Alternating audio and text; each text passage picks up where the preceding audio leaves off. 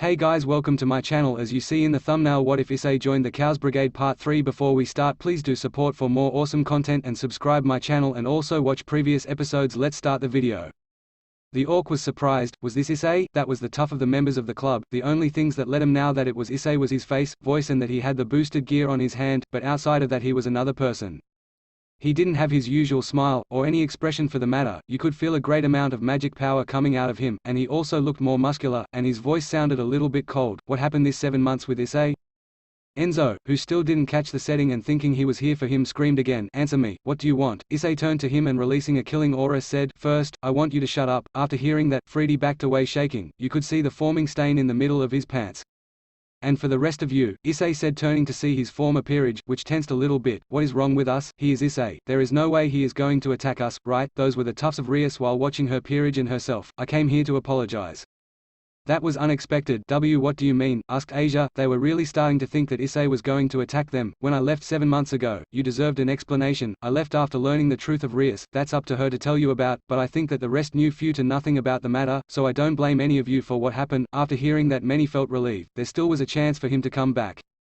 "Issei-kun, you don't have to worry," Akeno said, making Issei raise a brow. "If you're being blackmailed by them, I'm not." Issei interrupted her. "But Aiz-kun, Kiba tried to say something, but again Issei interrupted. "I'm not being blackmailed by anybody. I joined Chaos Brigade on my own free will, to make sure people like her stop existing." The last part. He looked at Rias and she lowered her head. "That hurt her. I actually came here to take the weapon, but you are here too, so I used the opportunity to say all this," Issei said while standing up, "and if any of you is going to interfere with my mission, I will kill him." Issei finished looking at the shocked peerage. Because of this, everyone but Issei failed to see the two shadows that sneak inside the vault. "The plan is working," thought Issei. Outside with Kuroka as Issei told her, Kuroka was outside the mansion making sure no one of the hero faction step inside to interrupt Issei. As much as she hated seeing Issei like this, she knew that this was the best for him. Sooner than later, Issei would have to confront his fears, and that included facing his old friends. She, Vali and the rest had been talking about the matter for a while now. Issei had been having nightmares about this. Sometimes he in middle in the night mumbled about something that no one understood except for some things like why, Rias, and Rainier, maybe after this we'll need to solve that.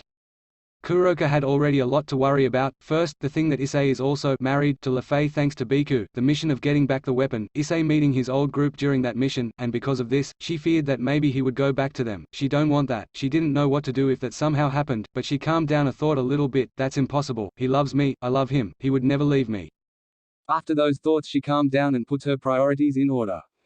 First, finish the mission. Second, solve Issei's trauma with Rainier. And third, try to divorce Issei and Lefei without Arthur interruption. With all in order, Kuroka proceeded to take out more members from the hero faction. But in all the confusion, Kuroka didn't saw the shadow that slipped inside the mansion and into the vault. With Arthur and Lefei, the Pendragon brothers were in the escape place with the portal ready. If anything happened, the escape plan they made was to transport them to another of their bases to avoid any trace to their real base. Lefei was worried about all of them. They were already attacked by some members of the hero faction, even thought they weren't a match to Fenrir. You should never underestimate a sacred gear user. But she was mostly worried about Issei. She and her brother felt the presence of Rias' peerage earlier. She didn't know how will he react. Will he attack them? Will he leave them? Or worse, will he join them? She didn't want to think that. She was so happy with him, that the idea of losing him crushes her. She just hoped the best. Arthur was looking at his little sister hugging her knees, until he felt a presence. It was a strong, and it was human also. It was a familiar one too. He only narrowed his eyes looking at the direction it was coming from. It was inside the mansion. Lefei, noticing the presence too, looked at her brother and asked him, "Oni-sama, what was that?" Arthur only narrowed more his eyes and answered, "Cao Cao." Inside the vault. Vali and Baiko just entered the vault, where the weapon should be. It was a dark place, to few to zero light, and it was full of treasures and things they didn't recognize. Probably because the darkness, even for Vali, a demon, was too dark. When they got in what they thought was the middle of the vault, Vali told his partner, "Very well, let's start looking. Remember, it looks like a black, two-sided spear with containers in each side." "Got it." Baiko sighed and said, "Look for a black spear, in the dark, in mountains of trash." "It sounds easy." Finished with a combination of mock and annoyed. Vali looked at him and said, "Shut up and start looking. We don't have so much time left." Baiko was to argue back when they heard someone talking to them above. Looking for something. When they looked up, they saw someone they dislike a lot. It was a handsome man, with short black hair. He was wearing a combination of the typical Japanese school uniform and a typical Chinese outfit. He had a mocking smile on his face.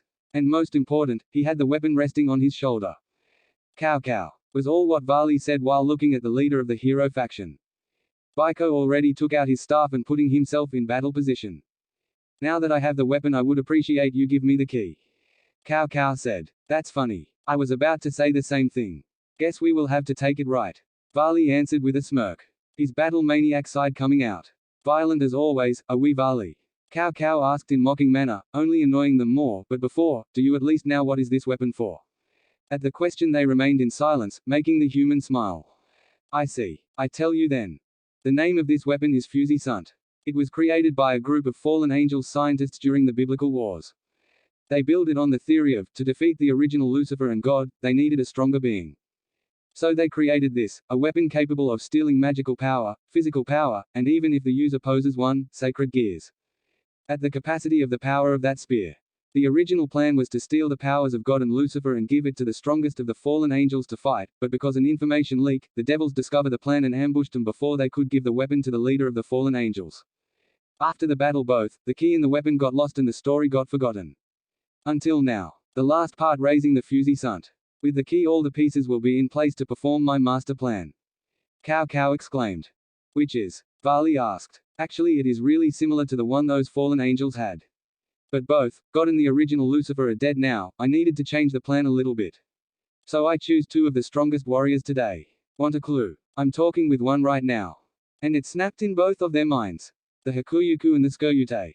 Asked Baiko in disbelief. For a monkey you're smart. Said Cao Cao mockingly, yes. You see, to extract the person's power, you need to stab him for a painful minute for what I have heard, and then the spear would turn it in some sort of liquid that would be stored in the containers. That way, it could be injected into someone. If the person doesn't have enough power to hold everything, that person would die and the liquid would die with him. It is one chance shot. Cao Cao told them. And what happens to the people you take the powers from? Baiko asked. They die. Vali answered, still looking at the human. That's right. Cao Cao answered. Actually you made me the job easier. Because the Skoyute joined you, I got the chance to take away both of your powers. I wonder with who of you I should start. Cao Cao said while rubbing his chin. At that Baiko had enough and attacked the leader of the hero faction with his staff. Cao Cao blocked it easily.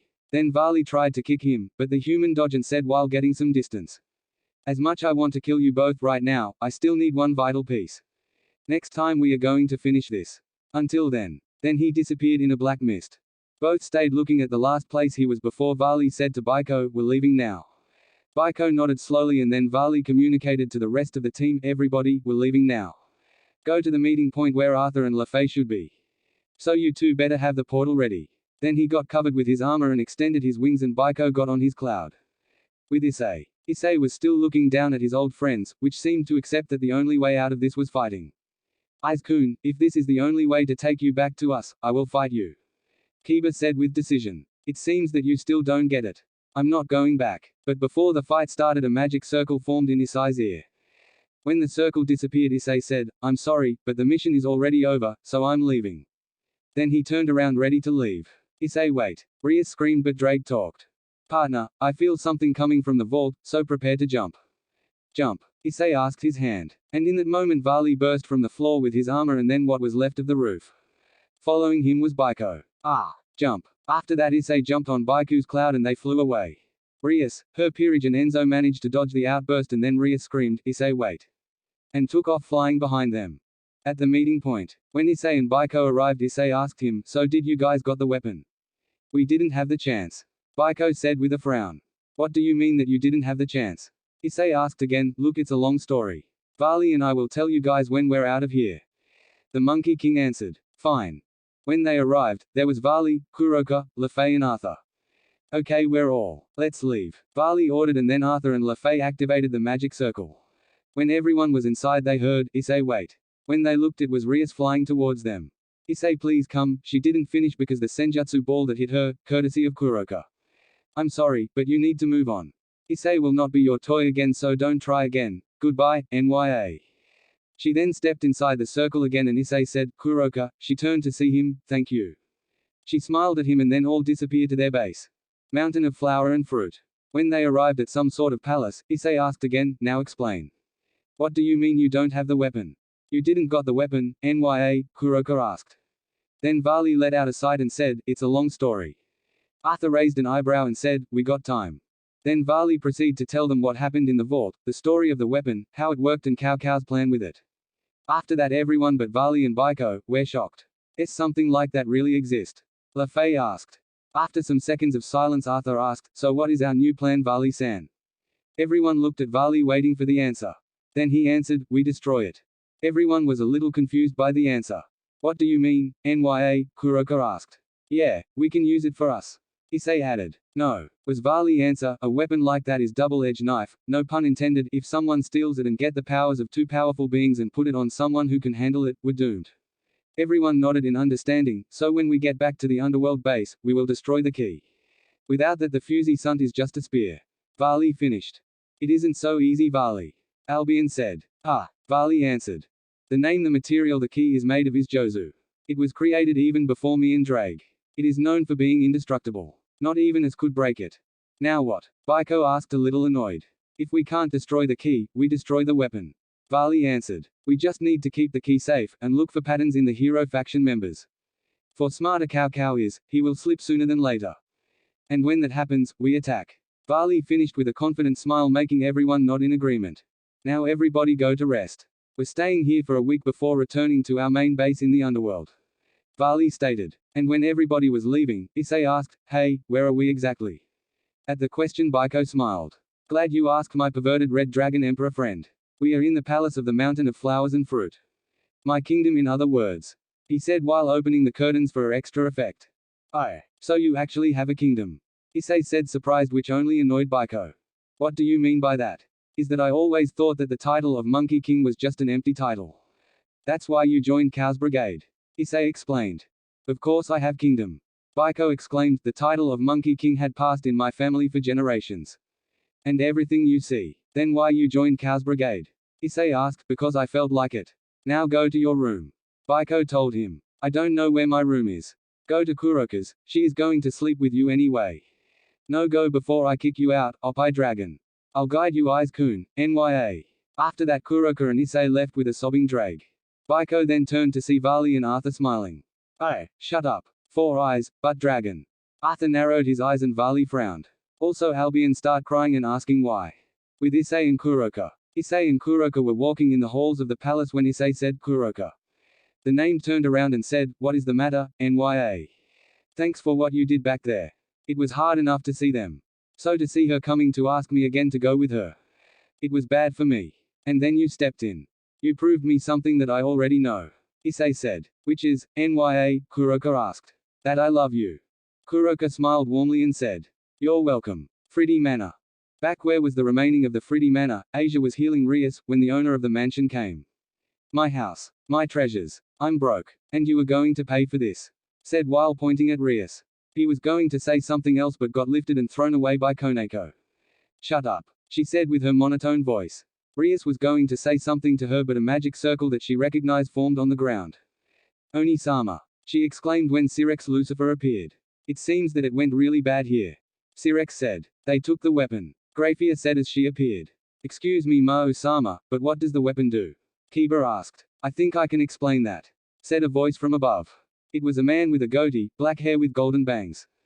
Azazel. Sirex asked. Yes. I made a little investigation of my own and I found a thing or two about the weapon. The leader of the fallen angels said with a smirk, and what did you find? Ekino asked, the name is Fusee Sunt, and it does nothing good. Answered Azazel losing his smirk. Then Azazel told them everything important of the weapon. Everyone was gasping, by the exception of Sirex and Grafia. After some silence Zenobia asked, what do you think is their plan with the spear? Probably to take out the power of Issei and Varley. Including their sacred gears. Azazel concluded, while rubbing his chin. What happens when it is taken out? Asked Asia afraid of the answer. They die. Right. Sirex answered and Azazel nodded. At this Rias fell on her knees crying. She listening this was too much. After Issei left she broke. Everything that transpired by that time was too much. The pressure from her peerage, Irina leaving the house and the orc and the constant fights with Akino. And when she finally sees him again, she failed to get him back. All because of that cat bitch. Thought Rias. Sirex seeing how her sister react decided to step in. Don't cry Ria-tan, look, when you find Issei, it will be best for him. That way we can keep him safe. Don't you agree? He said with a kind smile. Rias seemed a little better because of those words and smiled, you're right. She exclaimed happily. Seeing her sister better, the Mo ordered, "Good. Now all of you go to rest. It seems that you all need it." After that, everyone left. Except Enzo, which was still crying because everything he lost. At the hero faction headquarters. In a room, there was Cao Cao looking at the fusee sunt. "Only one more piece to put my plan in action," Cao Cao said to no one while looking at an image of the gem. "But how to get it?" After some thought he smirked. He started changing images while saying, "Maybe I need 2 more pieces." He stopped at the image of Rias. Rias Gremory. "You're going to love my room, Aiz-kun. Nya," Kuroka told Issei while guiding him to her room. She was so excited to having Issei sleeping with her, in her room, that she couldn't wait. This is the best chance to have kiddies with him, Kuroka thought. Excuse me, Issei-sama." They turned around to see Lafay blushing. "If you want you can sleep with me in my room," she asked, blushing and looking down. Issei was about to speak, but Kuroka said something first. "I'm sorry Lafay-chan. But Aiz-kun is already sleeping with me, Nya." "Yes, but I have a bigger bed," Lafay said. At the answer Kuroka's eyebrow twitched a little. "Maybe, but I got more light, Nya.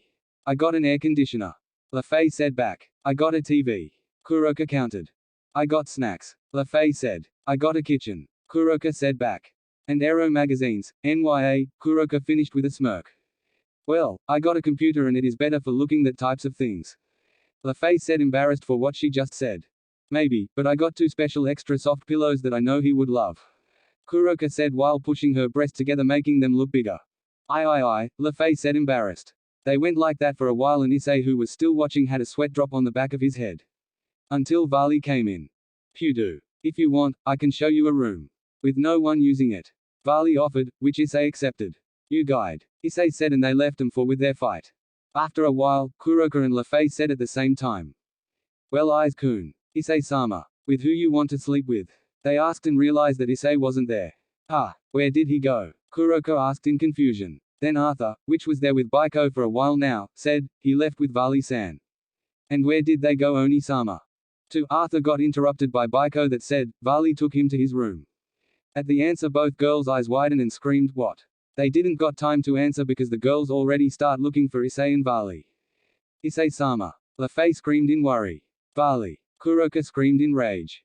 When they were out of sight, Arthur said to a laughing Baiko, "You know that when they discover that you trick him, Kuroka-chan is going to beat you up." "Yeah. But it will be worth it," Baiko answered. "And maybe also Vali-san, for saying that he would take a man to his room."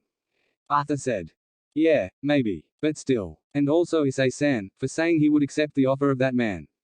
Arthur interrupted Baiko. At that Baiko started to get nervous. "Maybe." But Baiko couldn't finish because another interruption of Arthur. "And your castle might fall." Baiko widened his eyes at that. "I need to get out of here," the Monkey King said and rushed to the door. "This is going to be fun to watch," Arthur thought with a smile. Bikou. Could be heard the scream of Kuroka, which make Arthur chuckle and Baiko to shiver. Mountain of flower and fruit. Baiko loved his kingdom. That was a fact. He knew he wasn't as half-good king as his father or his grandfather before him, but in his eyes he did a good job. Watching from the roof of his palace, he saw how people were, and he was pleased. The palace was surrounded by a river and in some kilometers they were all the villages in a circle-like way. There still was distance between them.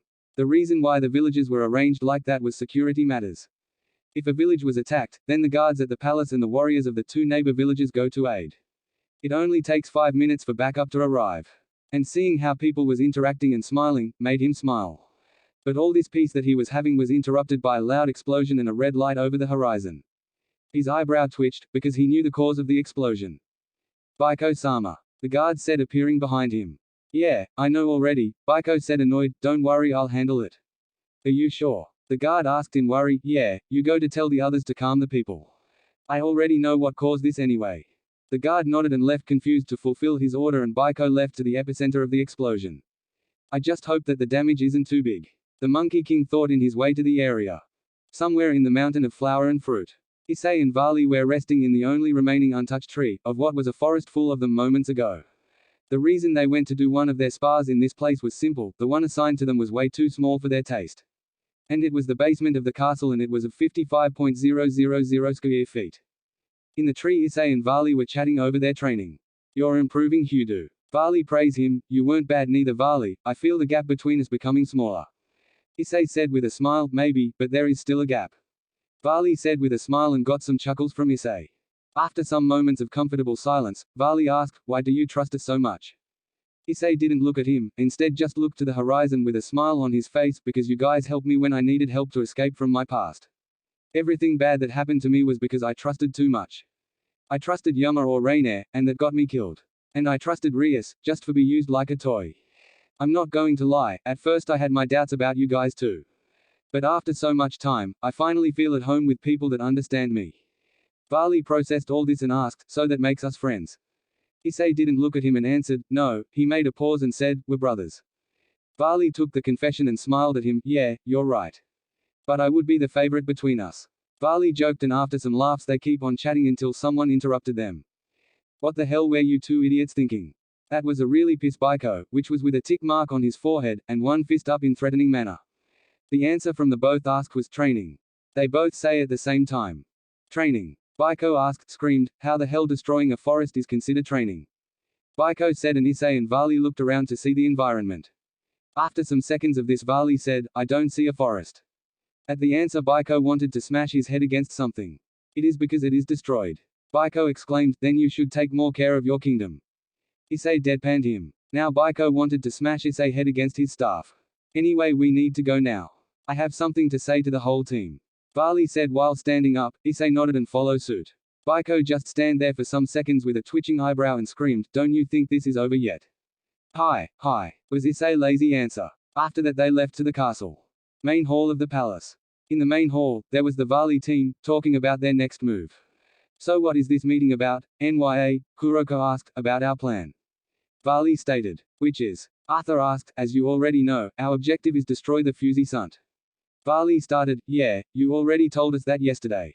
Issei said. "Yes, but to do anything first we need information." Vali answered. "What kind of information?" Lafay asked. "Information about the hero faction moves." "Right." Baiko said. "Right. Before we do anything we need to do two things. First, secure the key. Even though it is already in our main base, if someone break in, he or she shouldn't have a big problem finding and taking it.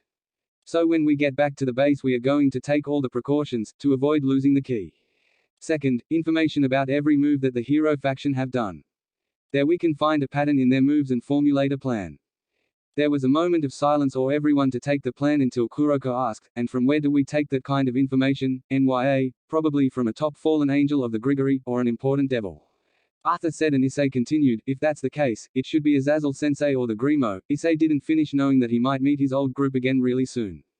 "Yes. Tomorrow we're going to attack the Gremory Manor, to try to get as much information as we can of the hero faction."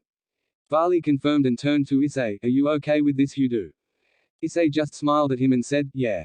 If I could confront him once before, I can do it twice. Besides, what are the chances that Rias and the others are there?" Issei said with a smile, which Vali smiled back at him. "Very well, now everybody go to rest, we have a big day tomorrow." Vali concluded and everybody left for the exception of Vali and Arthur. "Tell me, Vali-san, you choose to attack the devils first to help Issei-san recover from their betrayal towards him?" Arthur asked, and Vali let out a sigh. "Yes, I can still see through his mask, and I see he still have problems about it. I want to help him. Like a comrade or a friend." Arthur asked again. "Neither." Vali answered, and Arthur raised a brow, like a search brother. Vali ended with a smile. Arthur smiled at the answer and said, "Goodbye me. Good night, Vali-san." Then both left to their rooms. Issei's room. Issei was on his bed awake thinking about tomorrow. It had been only 1 week since he last saw them, and now he might just see them again. "Relax, partner," Drake's voice said inside of Issei's mind. "I know, it's only that it is still too quick for this. It might be, but remember, you have now people that support you. Especially Kuroko.